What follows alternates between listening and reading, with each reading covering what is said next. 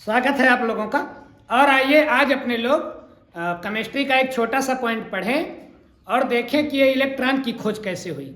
इसके पहले अपने लोगों ने पढ़ा कि परमाणु क्या होता है। परमाणु किसी भी तत्व का सबसे सूक्ष्मतम कण होता है जो इलेक्ट्रॉन, प्रोटॉन और न्यूट्रॉन से बना होता है। तो उसमें इलेक्ट्रॉन भी होता है। पिछले क्लास में अपने लोगों ने क्या पढ़ा था कि इलेक्ट्रॉन कहाँ होता है। इलेक्ट्रॉन परमाणु में नाभिक के बाहर बाहरी कक्षा में चक्कर लगाया करता है। तो ये इलेक्ट्रॉन जिस पर ऋण आवेश होता है, जो किसी भी रासायनिक अभिक्रिया में भाग लेता है। देखिए, एक तत्व जो दूसरे तत्व से मिलता है, एक परमाणु जो दूसरे परमाणु से मिलता है, उसमें परमाणु का क्या मिलता है? प्रोटॉन ना न्यूट्रॉन ना क्या मिलता है? इलेक्ट्रॉन। तो इलेक्ट्रॉन ही दूसरे एक तत्व का, एक परमाणु का इलेक्ट्रॉन दूसरे परमाणु के इलेक्ट्रॉन से मिलता है तो तरह तरह के तत्व के अणु और यौगिक बनते हैं। आइए आज अपने लोग देखें कि ये इलेक्ट्रॉन की खोज कैसे हुई। तो देखिए, इलेक्ट्रॉन की खोज में जो सबसे बड़ा नाम आता है इलेक्ट्रॉन की खोज। कैसे खोजा गया ये इलेक्ट्रॉन बेचारा? तो इलेक्ट्रॉन की खोज में जो सबसे पहला नाम आता है वो है जूलियस प्लकर का। किसका नाम? Julius Plucker. ये नाम याद रखिएगा। जूलियस प्लकर साहब एक वैज्ञानिक आए। इन्होंने एक प्रयोग किया। क्या प्रयोग किया जरा देखें।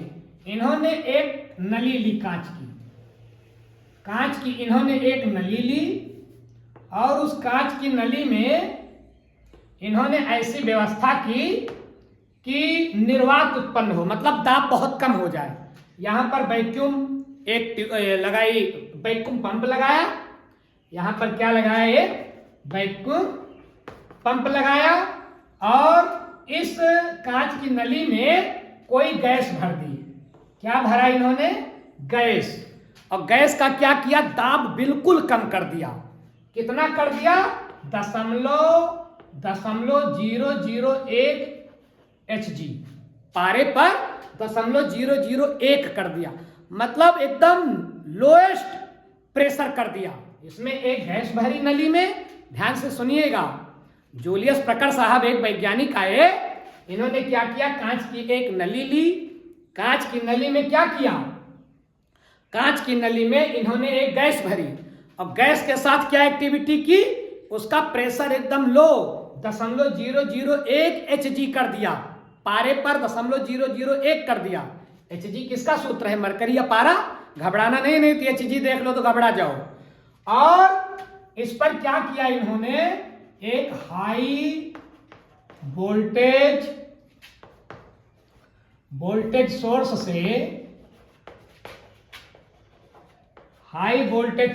से विद्युत धारा प्रवाहित की। हाई वोल्टेज सोर्स से क्या किया जूलियस प्लकर ने? एक विद्युत धारा प्रवाहित की। एक तरफ आया पॉजिटिव चार्ज, मतलब एनोड, और दूसरी तरफ इन्होंने लगाया कैथोड का तार। जैसे हाई वोल्टेज सोर्स से विद्युत धारा इस कांच की नली में आना शुरू हुई। किस कांच की नली में? जिसमें क्या भरी हुई थी? गैस। तो जूलियस प्लकर साहब ने देखा कि इस कैथोड की तरफ से, मतलब जो कैथोड वाला हिस्सा है, बिजली के तार का जो ऋण वाला हिस्सा है, उधर से कुछ किरणें निकलने लगी और वो जाने लगी एनोड की ओर। कैथोड की ओर से किरणें निकलने लगी और किधर मूव करने लगी? एनोड की ओर। प्रयोग समझ गए आप? जूलियस प्लकर ने क्या प्रयोग किया? जूलियस प्लकर साहब ने कांच की एक नली ली, उसमें कोई गैस भरी। गैस की कोई कंडीशन नहीं चाहिए, जो गैस भर दीजिए। गैस भरी, गैस का प्रेशर बिल्कुल कम किया और हाई वोल्टेज बिजली का तार उसमें डाला। तो क्या देखा जूलियस प्लकर ने कि एक किरण निकलना शुरू हुई, कैथोड की तरफ से किरणें निकलना शुरू हुई और जाने लगी वो एनोड की ओर। तो चूंकि ये किरणें कैथोड की ओर से निकली थी, इसलिए जूलियस प्लकर ने इसको नाम दिया कैथोड किरणें। क्या नाम दिया? कैथोड किरणें। क्यों कैथोड किरणें कहा गया? क्योंकि वो कैथोड की ओर से निकली। अब बाद के इतना तो प्रयोग किया जूलियस प्लकर ने, लेकिन जूलियस प्लकर भी गजब थे, बस इतना प्रयोग करके देखे कि कैथोड की ओर से किरणें निकल रही है, एनोड की ओर जा रही है, इतने खोज करके ये डांस करने लगी, शांत हो गए। आगे कुछ खोजे नहीं कि कैसी किरण है, क्या करती है, क्या नहीं करती है, इनका क्या गुण है, ये सब छोड़ दिए जूलियस प्लकर। एक वैज्ञानिक आया जे टॉमसन, बड़ा होशियार वैज्ञानिक, उसने इन किरणों का अध्ययन करना शुरू किया। तो उसने जब इन किरणों का अध्ययन किया तो क्या पाया? उसने पाया कि ये कैथोड की ओर से जो किरणें जा रही हैं, ये किरणें सीधी रेखा में चलती हैं। पहला अध्ययन उसने क्या किया कि ये किरणें सीधी रेखा में चलती हैं। ध्यान रखिएगा, आपसे प्रश्न पूछ लेगा कि कैथोड किरणों के गुण बताइए, तो कैथोड किरणों का पहला गुण क्या अध्ययन किया जे टॉमसन ने? उन्होंने बताया कि ये किरणें सीधी रेखा में चलती हैं। और कैसे जान गए सीधी रेखा में चलती है? यही रहिया में एक उन्होंने रख दिया, एक वो अभ्रक का क्रॉस रख दिया। अभ्रक जानते हैं ना, अभ्रक का एक क्रॉस रख दिया ऐसे ऐसे, तो देखा कि उसकी परछाई यहां पड़ने लगी। अभ्रक का बीच में रख दिया क्रॉस, तो उसकी परछाई आगे पड़ने लगी। इससे तय हो गया कि कैथोड किरणें कैसे चलती हैं? कैथोड किरणें सीधी रेखा में चलती हैं। तो पहला लक्षण क्या बताया जे टॉमसन ने कि कैथोड किरणें सीधी रेखा में चलती हैं। दूसरा अध्ययन क्या करके पाया टॉमसन साहब ने? दूसरा ये पाया ये जो कैथोड किरणें हैं ये सूक्ष्म कणों से बनी हैं। किससे बनी है? सूक्ष्म कणों से। अब ये कैसे जान गए कि ये जो किरणें हैं ये सूक्ष्म कणों से बनी है? इसको ये ऐसे जान गए कि इन्होंने क्या किया कि बीच में एक हल्का पहिया रख दिया। जब बीच में इन्होंने हल्का पहिया रख दिया तो ये हल्का पहिया इन किरणों के वेग से इतनी तेज ये किरणें जा रही थी, और चूंकि ये कण की बनी हुई थी तो ये पहिया घूमने लगा। देखिए, शुरू तो किया, आग तो लगाई प्लकर ने, लेकिन उसका फायदा कौन ले रहा है? ताप कौन रहा है? टॉमसन। आग लगाई प्लकर ने, लेकिन जाकर के अपना फायदा ले रहा है जे टॉमसन। बीच में उसने हल्का पहिया रखा और पाया कि ये पहिया घूमने लगता है। इसका मतलब ये किरणें केवल किरणें नहीं है, ये सूक्ष्म कणों की बनी हुई हैं और इनका वेग बहुत ज्यादा है। और जे टॉमसन ने क्या पाया? जे टॉमसन ने यह भी पाया भैया कि जब इन किरणों को विद्युत या चुंबकीय क्षेत्र से गुजारा जाता है तो ये किरणें उधर घूम जाती हैं जिधर इनका विपरीत आवेश होता है। तो देखिए, कैथोड किरणें निकल रही हैं, ऋण की ओर से निकल रही हैं, इसका मतलब इन किरणों पर कैसा आवेश है? ऋणावेश है। और अगर इन किरणों के आसपास कोई वैद्युत क्षेत्र या चुंबकीय क्षेत्र उत्पन्न किया जाए तो फिर ये किरणें उधर मुड़ जाती हैं, आगे सीधे नहीं जाती। ये किरणें उधर मुड़ जाती हैं जिधर इनका विरोधी चार्ज होता है। अर्थात अगर विद्युत क्षेत्र पॉजिटिव है तो ये उधर मुड़ जाएंगी, और उसी प्रकार से चुंबकीय क्षेत्र में भी विक्षेपित हो जाती हैं। उस चुंबकीय क्षेत्र में विक्षेपित हो जाती हैं जो इनके पास होता है। चुंबकीय क्षेत्र से प्रभावित होती हैं और विद्युतीय क्षेत्र से प्रभावित होती हैं। तो तीसरा गुण क्या लिखा इन्होंने? विद्युतीय और चुंबकीय क्षेत्र से ये क्या होती हैं? प्रभावित होती हैं। अगर इन किरणों को विद्युतीय क्षेत्र से या चुंबकीय क्षेत्र से गुजारा जाए तो ये थोड़ा सा क्या हो जाती हैं? मुड़ जाती हैं। इसका मतलब इन किरणों पर क्या पाया जाता है?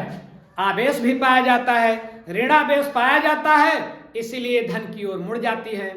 आगे इन्होंने क्या खोजा जे टॉमसन ने इन किरणों के बारे में कि ये किरणें कांच की नली पर प्रतिदीप्त उत्पन्न करती हैं।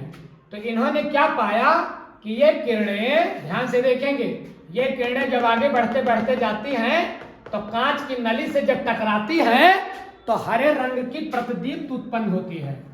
हरे रंग की प्रतिदीप्ति। ये आपसे आएगा, आ सकता है कि कैथोड किरणें जब कांच की नली पर टकराती हैं तो किस रंग की प्रतिदीप्ति उत्पन्न होती है? हरे रंग की। तो अगला लक्षण ये क्या पाए चौथा, कि हरे रंग की प्रतिदीप्ति उत्पन्न करती है। हरे रंग की प्रतिदीप्ति उत्पन्न करती है जब ये कांच की नली से टकराती है। तो अगला इन्होंने क्या पाया कि अगर इन किरणों के ऊपर धातु की पतली पन्नी डाल दी जाए, खास करके प्लेटिनम की। किसकी पतली पन्नी? प्लेटिनम। प्लेटिनम एक धातु है ना, अगर उसकी पतली पन्नी इन किरणों के बीच में डाल दी जाए तो क्या होता है? ताप दीप्ति उत्पन्न होता है। तो कांच पर तो देंगी प्रतिदीप्ति, हरे रंग की प्रतिदीप्ति, लेकिन अगर यही किरणें किससे टकरा जाएं? अगर यही किरणें टकरा जाएं धातु, और खास करके किस धातु पर? प्लेटिनम धातु पर, तो ये क्या देती हैं भैया? तो फिर ये ताप दीप्ति देती हैं। तो कांच पर देंगी, कांच पर देंगी कौन सी दीप्ति? कांच पर देंगी प्रतिदीप्ति, और धातु पर देंगी ताप दीप्ति।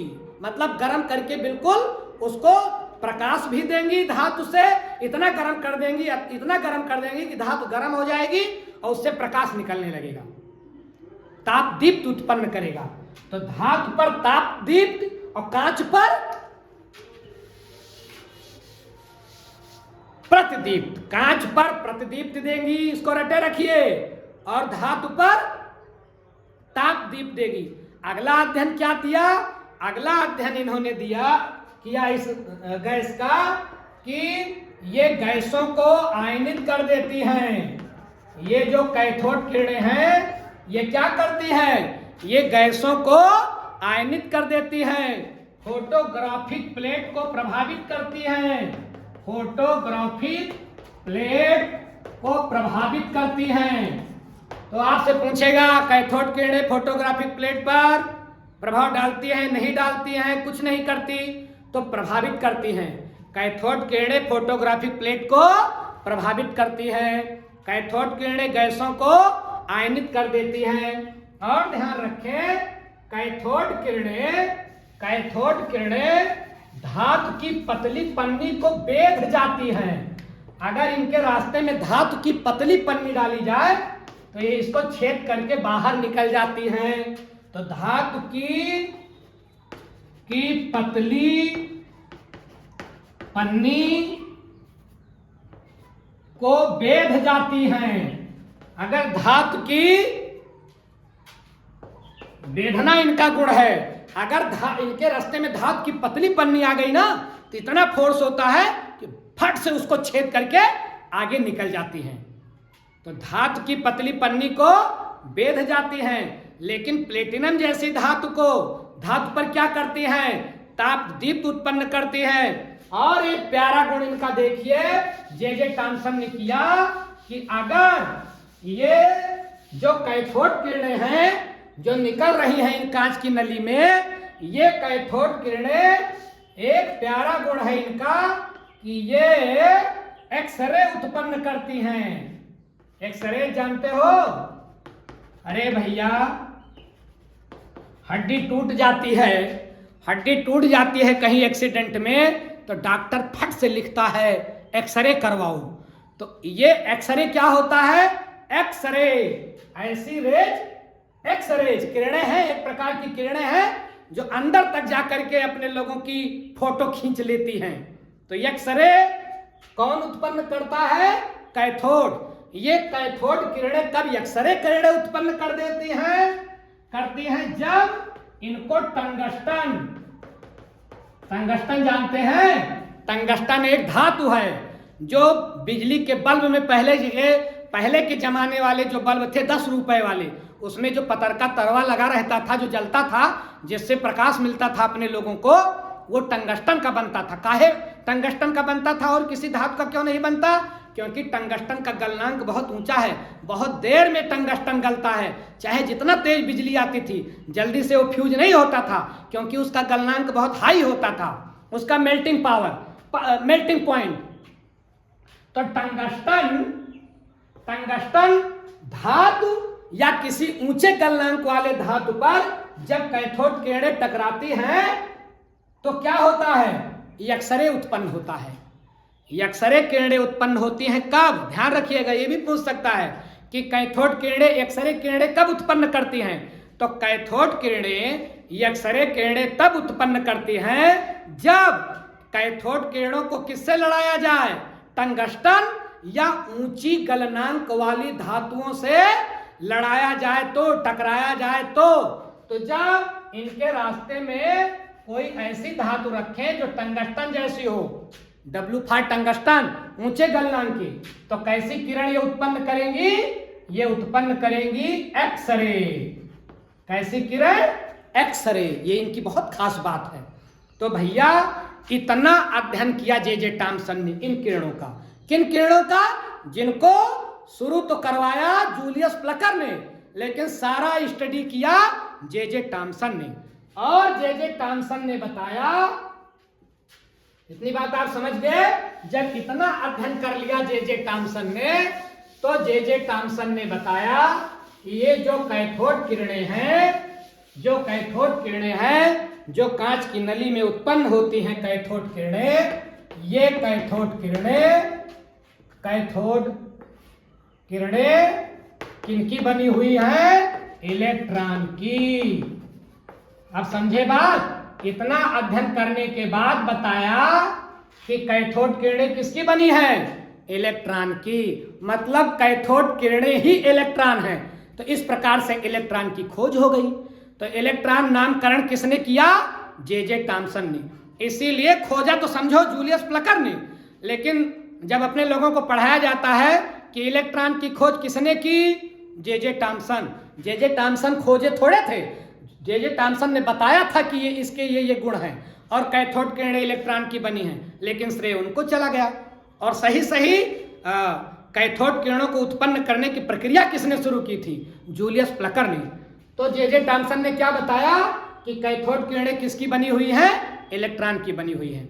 और जे टॉमसन ने एक काम किया, इलेक्ट्रॉन के, ध्यान रखें आप, इलेक्ट्रॉन के द्रव्यमान और आवेश, मतलब इलेक्ट्रॉन का द्रव्यमान कितना होता है पिछले क्लास में अपने लोगों ने पढ़ा था। तो इलेक्ट्रॉन का द्रव्यमान कितना है, उस पर आवेश कितना है, इसके बीच में एक संबंध भी निकाला। इलेक्ट्रॉन के आवेश और द्रव्यमान में, क्षमा करें, इलेक्ट्रॉन के आवेश और द्रव्यमान में इन्होंने क्या निकाला? एक संबंध निकाला। इसको बोलते हैं E/m = कांस्टेंट। इन्होंने बताया कि इलेक्ट्रॉन के ऊपर जो आवेश होता है और जो उसका द्रव्यमान होता है वो एक नियत संख्या है, और उसको इन्होंने बताया 1.75। देखिए E और m में एक संबंध इन्होंने निकाला। इलेक्ट्रॉन का आवेश, इलेक्ट्रॉन के ऊपर चार्ज क्या है? ऋणावेश होता है। ये तो अपने लोग जान ही गए, क्योंकि ये एनोड की ओर मुड़ता है तो इस पर ऋणावेश होता है। इसका द्रव्यमान जितना होता है वो एक कांस्टेंट है। वो कितना होता है? 1.7588 गुणे 10⁸ कूलाम प्रति ग्राम। कूलाम प्रति ग्राम। ये डाटा भी याद रखिएगा। इलेक्ट्रॉन के आवेश और द्रव्यमान E/m को बताया कांस्टेंट, और इस कांस्टेंट का मान कितना रखा? 1.758819 गुणे 10⁸ कूलाम प्रति ग्राम। ये E/m का मान है। तो ये भी एक डाटा इन्होंने निकाल करके दिया। और क्या बताया कि ये जो कैथोड किरणें हैं ये इलेक्ट्रॉन की बनी हुई हैं। तो इस प्रकार से कैथोड किरणों की खोज हुई, समझो इलेक्ट्रॉन की खोज हो गई, क्योंकि कैथोड किरणें ही इलेक्ट्रॉन की बनी हुई हैं। तो जो कैथोड किरणों की खोज है वही इलेक्ट्रॉन की खोज है। श्रेय किसको जाता है? जे टॉमसन को। लेकिन ये प्रयोग किसने शुरू किया? जूलियस प्लकर ने। तो मुझे लगता है ये पूरा आप समझ गए होंगे कि इलेक्ट्रॉन जो परमाणु के एक महत्वपूर्ण घटक हैं, जो परमाणु के नाभिक के बाहर चक्कर लगाया करते हैं इलेक्ट्रॉन, जो रासायनिक अभिक्रिया में दूसरे परमाणु के इलेक्ट्रॉनों से इलेक्ट्रॉन ही मिलते हैं। तो ये इलेक्ट्रॉन कैसे खोजे गए और इन इलेक्ट्रॉन के आवेश और द्रव्यमान में की कांस्टेंट संख्या क्या है, ये आप पूरी तरह से समझ गए होंगे। ऐसे ही बिंदुओं के साथ आगे भी मिलेंगे।